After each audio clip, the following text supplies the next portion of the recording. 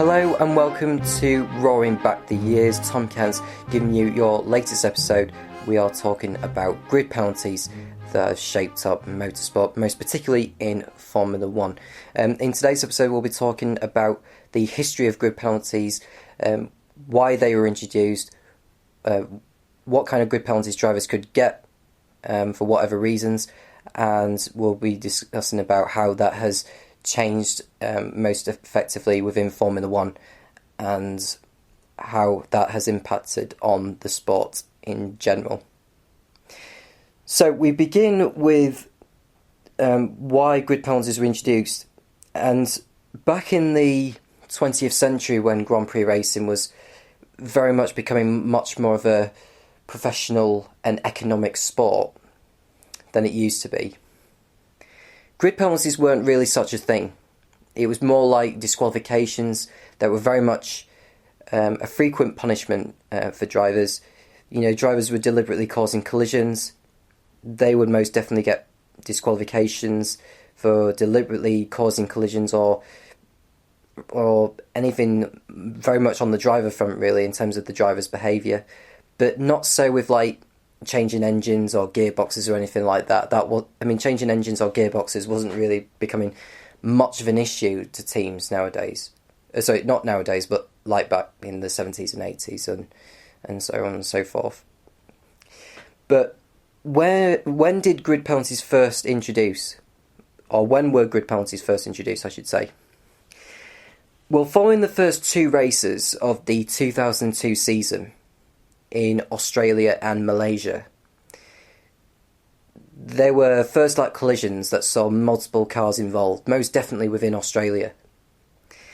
And following that, it got to a point where the FIA needed to clamp down on collisions being caused by drivers. And it concluded that a 10-place grid penalty would be awarded to a driver that's deemed responsible for causing an accident, and that penalty would be imposed to a driver for the next race. Now, some drivers liked it, some drivers perhaps maybe didn't. Some drivers felt that it was almost like a double whammy, because if they were involved in an accident that put them out of the race, and it was later found by the stewards that that driver was at fault for the accident, then that's almost like ruining their next race as well. Which you could argue that. But later on in the season, after the Italian Grand Prix, the third to last race of the season, where Felipe Massa came together with Pedro de la Rosa, not only did that put them both out of the race at the time, but Massa was later summoned to the stewards, and it had concluded that he would be awarded a 10-place grid penalty for the next race in Indianapolis. Now, what Sauber did, the team that Felipe Massa was racing for back then, instead of taking the penalty for Massa at that race, they decided to substitute Massa for Heinz-Sauer Frentzen just for that race, so that Massa didn't take the grid penalty for that race. And when Massa returned for the last race of the season in Japan, he wouldn't be taking the grid penalty then. So Sauber was sort of bending the rules a little bit by putting Frentzen in the seat at Indianapolis and not Massa at the time. By the time we got to 2004, when money was becoming such a huge thing for teams, some teams were financially struggling, like Jordan, for instance, Jaguar and Minardi. The FIA decided to introduce grid penalties for changing engines over the course of the weekend. And the rule was, in 2004, that each driver would only be allowed to use one engine per car per weekend. And if an engine decides to break during that race weekend before the race, it's a 10-place grid penalty for that race. I mean, Jenson Button fell foul of that. I remember in Hockenheim, he qualified third on the grid and started 13th because of the grid penalty for changing an engine that broke down during practice. And he came back to finish second, which in a way made made the race more exciting to watch, because Jensen was in a top car at the time, that was BAR, and he put on a strong performance, a very courageous performance to finish second. But that was not the issue. The issue is obviously with the grid penalties with the engines. When we got to 2005, the rule changed slightly, where each driver would only be allowed to use one engine, but for 2 race weekends. So if the engine decides to break down during the course of the 2 race weekends, they would get a 10-place grid penalty for the race that follows the change of the engine. So when we got to around about 2007 or 2008, gearbox penalties would soon be introduced, but like 5 places rather than 10. So if a gearbox breaks down and they have to make an unscheduled gearbox change, a 5-place grid penalty would be given to the driver for the race that precedes for that change there. 2009 saw the rules with the engines change, where a driver would only be allowed to use up to 8 engines for the whole season. Now a driver could use 2 engines during a race weekend, 3 engines maybe, or use 1 engine for one particular race and use it again for another race. However the teams would want to do it, or however the drivers want to do it, would be down to them. But if a driver was to exceed the allocation of 8 engines over the course of the season, and they were to use a 9th engine, then a 10-place grid penalty would be awarded to the driver for the race that precedes the addition of the 9th engine. So if a driver uses a 9th engine for the first race with that, then a 10-place grid penalty would apply for that. So that was like that for, I think, from 2009 to 2013, when it was the end of the V8 era. Then, just before we go on to more about the engines, there was another thing in 2012, in fact, where grid penalties would be applied to drivers for 3, if a driver incurred 3 infringements, whether it's on track or off track. Now, the thing is with this rule is that a driver has to earn 3 infringements to get a 10-place grid penalty, but at least two of those infringements have to be on track. So you can't just sort of miss the national anthem 3 times, let's say, or not standing for the national anthem 3 times, and then get a grid penalty like that. I don't think, for the sake of the sport, that would be very appropriate. But if, let's say, a driver, for instance, rode back on another driver after stopping out on track, like Mark Webber, for instance. I think in Singapore in 2013, before that race, he had already got 2 infringements to his name. But after the race, when he stopped out on track, he got a ride back on Alonso's Ferrari. Now, with that being an infringement to the rules, because drivers are not supposed to ride back on other drivers' cars on the way back into the pits, as it's deemed as a dangerous act, really, and understandably so. And because of the infringement, Webber got a 3rd reprimand. I should say he got a 3rd reprimand, and he got a 10-place grid penalty for the next race in Korea. Now, going back to the engine penalties, by the time the V6 turbo hybrid era began in 2014, drivers would be allowed up to 5 engines at the time, otherwise known as power units. But there are 6 components that make up the power unit. You've got the internal combustion engine, you've got the turbocharger, you've got the control electronics, you've got the motor generator unit for the heat, the motor generator unit for the kinetic, and there is one other one, which is the energy store. So the energy store is where a driver can utilise or use when they need to harvest energy, particularly when they're going on straights, and maybe on circuits, or maybe parts of the circuit where they don't need as much energy, they can just harvest more energy that way. But a driver would normally, on a qualifying lap, use full power, the full energy store, to get the best lap possible.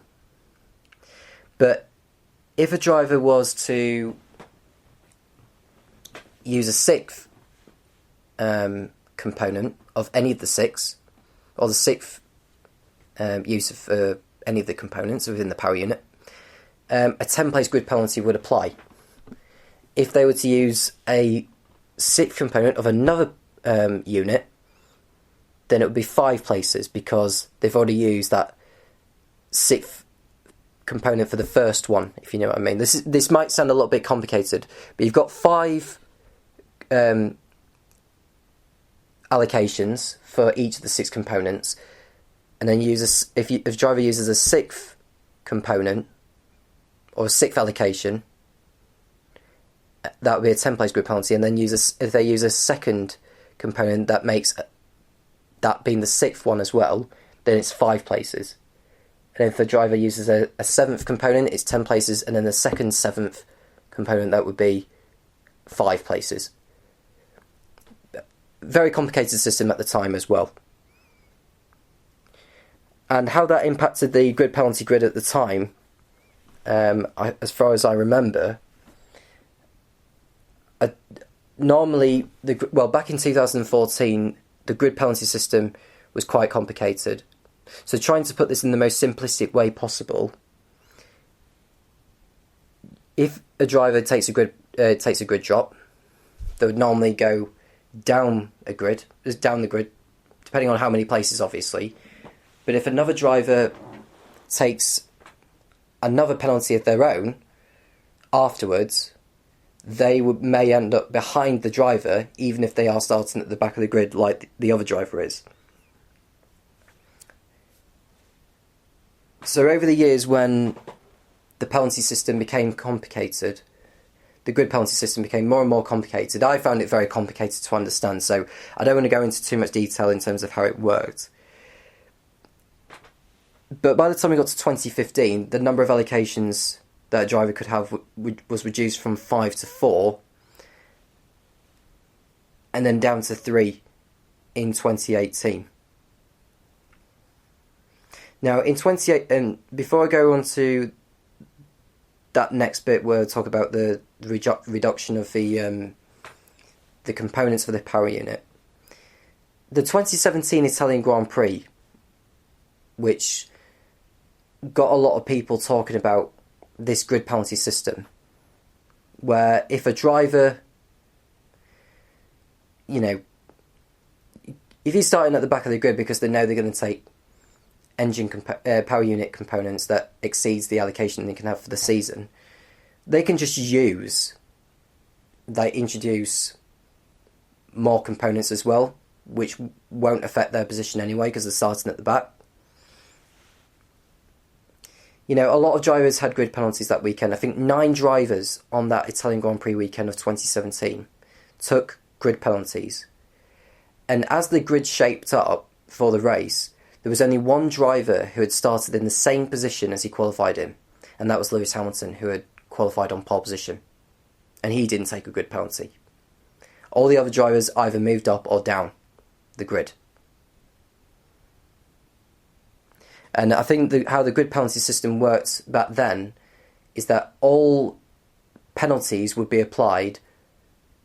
So the grid would be decided after all penalties are applied, not the grid being decided once the driver takes a grid drop, and then the grid shuffles up again once another driver takes a grid drop, like back in 2014 or 15 or something. So it got to a point where the grid penalty system got a bit too much because of the ridiculous number of grid penalties that drivers were earning. The McLaren-Honda sort of partnership back then, when Alonso and Van Dorn were taking so many. for 2018, they changed the grid penalty system where if a driver has 15 or more grid place drop, or has a grid drop of more than 15 places, they would be sent to the back of the grid anyway. And how they would decide if there's more than one driver that has a 15 place grid drop or more is depending on where they qualify, which I think is a good thing.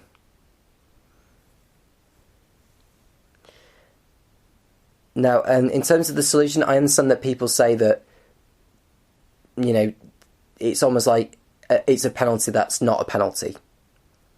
It's just teams choosing to change components. If they know they're going to start at the back of the grid anyway, okay, let's just use more and more components. More and more fresh components. And then we don't have to think about, you know, using up the engine too much or using up the gearbox too much. Because they can change the gearbox as well anyway, if they wanted to.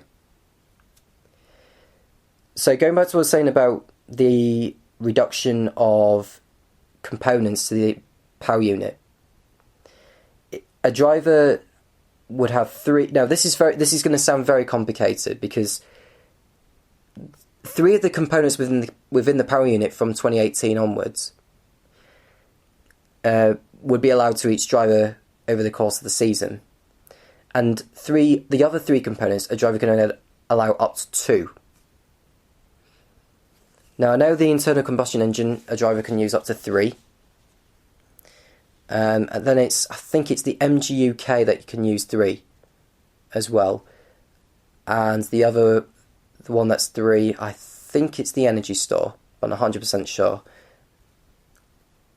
And then you've got the controller electronics, the MGU-H, and the other one, which I've not forgotten to mention. But it's got really complicated because financially a team... The reason why they're adding these grid penalties and then there are all these allocations is to help save money for the teams. And that's why these grid penalties are there, to sort of make it so-called fair. That isn't really fair because the teams could use so many components for the race weekend and then start in the same position as they would do if they were only using perhaps less components, less fresh components.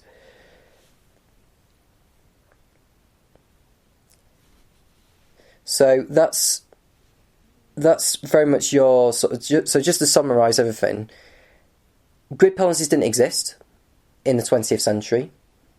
And then by 2002, following first lap collisions, grid penalties were being introduced to drivers who caused collisions, 10-place grid penalty. Engine grid penalties were introduced in 2004, one engine per weekend rule.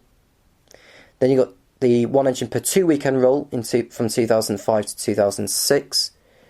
Then you got, well, I think 2005 and then maybe to 2008 actually, because, you know, this engine penalty rule changed in 2009 where drivers were allowed up to 8 engines for the whole season. You've got gearbox penalties that were introduced in the late noughties as well. And in 2012 you got the grid penalties for a driver getting 3 reprimands over the course of the season. Now a driver would only earn but two of the reprimands, at least 2 of the reprimands have to be on-track ones for a driver to earn a grid drop.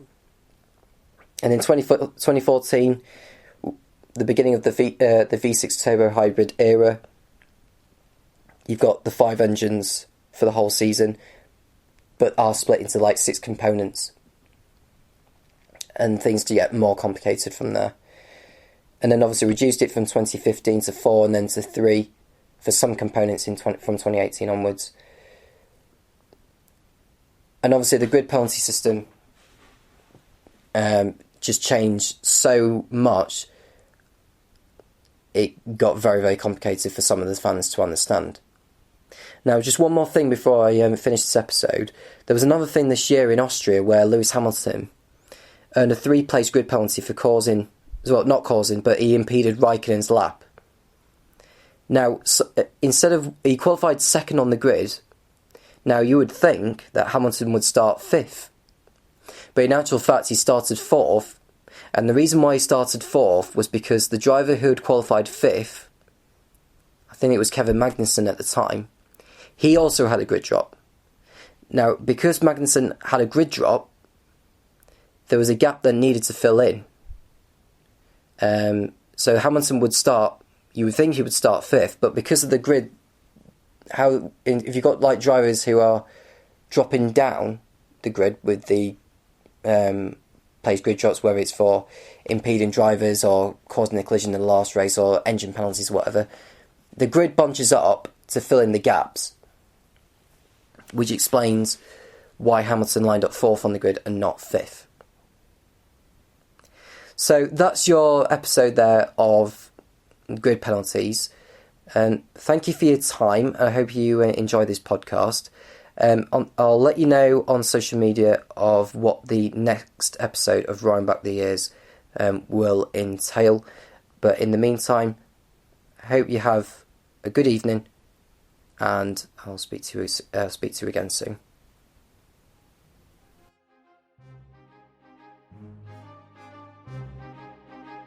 Roaring Back the Years, Episode 6, Grid Penalties. Presented by Racing History Editor Tom Cairns. Produced by Florian Schmeis. This has been a high-speed Autobahn production for Downforce Radio, the nation's motorsport station. Thank you for listening.